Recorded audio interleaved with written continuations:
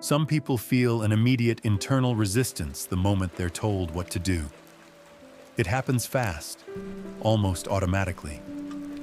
A tightening in the chest, a subtle irritation, a quiet urge to pull away or do the opposite. Even when the request is reasonable, even when it makes sense. From the outside, this reaction can look immature or defiant. From the inside, it feels protective.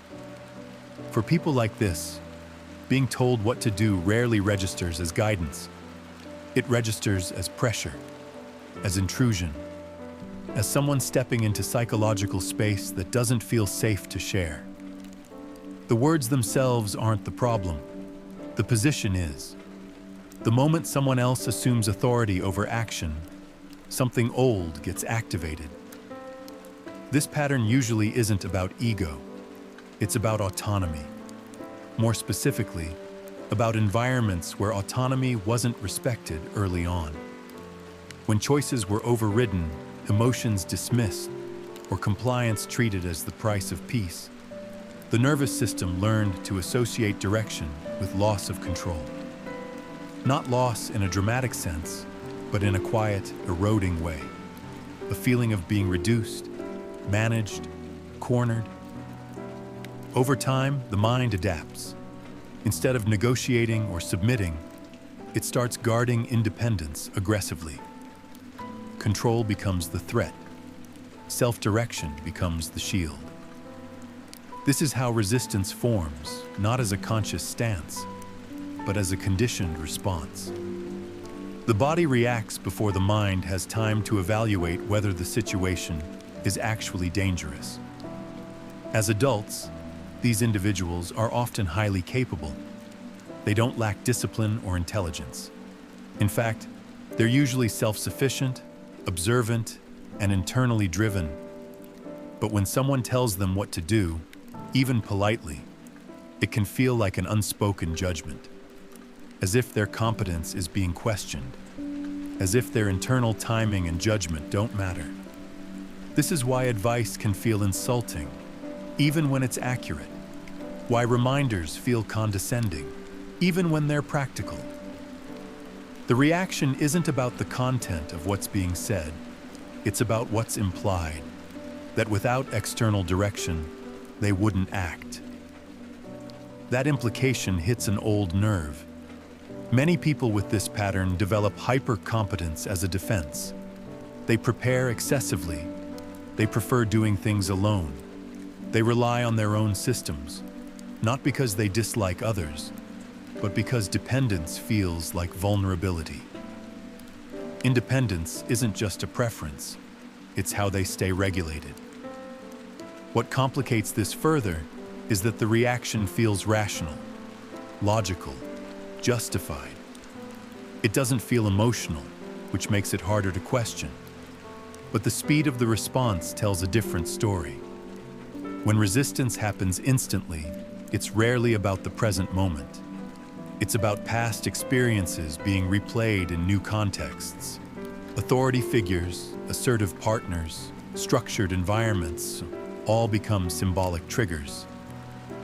The body responds as if autonomy is at risk, even when it isn't.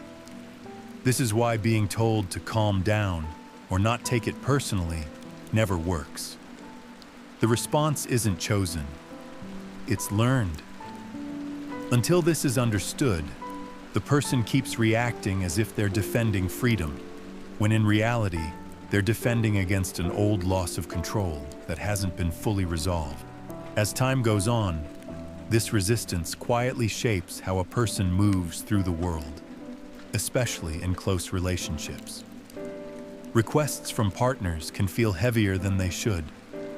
Suggestions start to feel like expectations. Needs can feel uncomfortably close to demands. Even simple coordination can trigger the same internal pushback, not because the person doesn't care, but because cooperation once came with loss of self. To someone with this pattern, adjusting for another person can feel like slowly disappearing. So they protect themselves in indirect ways. They delay, they withdraw, They resist without confrontation, while telling themselves they're just maintaining balance. From the outside, it can look like stubbornness or avoidance. Internally, it feels like survival, like staying intact. Work environments often expose this even more clearly. Hierarchies feel suffocating. Oversight feels unnecessary. Feedback feels invasive. Not because growth is unwanted, but because correction echoes old dynamics where authority came with pressure, shame, or conditional approval. These individuals usually perform best when trusted and worst when monitored. The moment control enters, tension replaces clarity. What's happening beneath all of this is a misunderstanding of autonomy. Autonomy isn't the absence of influence, it's the presence of choice. When resistance becomes automatic, it stops being freedom and turns into reflex. A person can spend years pushing against authority without realizing they're still being shaped by it, just from the opposite direction. This is the hidden cost. The reaction that once protected them begins to limit them. Opportunities are quietly avoided. Relationships strain under unspoken tension. Collaboration feels exhausting instead of supportive. And still, letting go of the resistance feels risky because it once served a real purpose. It prevented intrusion when boundaries weren't respected. Healing this pattern doesn't mean becoming compliant or agreeable. It doesn't mean ignoring intuition or surrendering judgment. It means separating the present moment from the past that trained the response. Creating a pause between stimulus and reaction.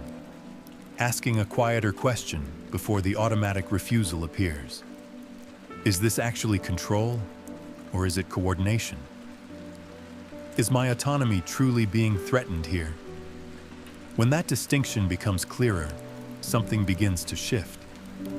Being told what to do no longer feels like an attack on identity. Guidance stops feeling like judgment. Requests can be evaluated instead of resisted. The person regains the ability to choose when to cooperate, when to decline, and when to negotiate without their nervous system going into defense mode.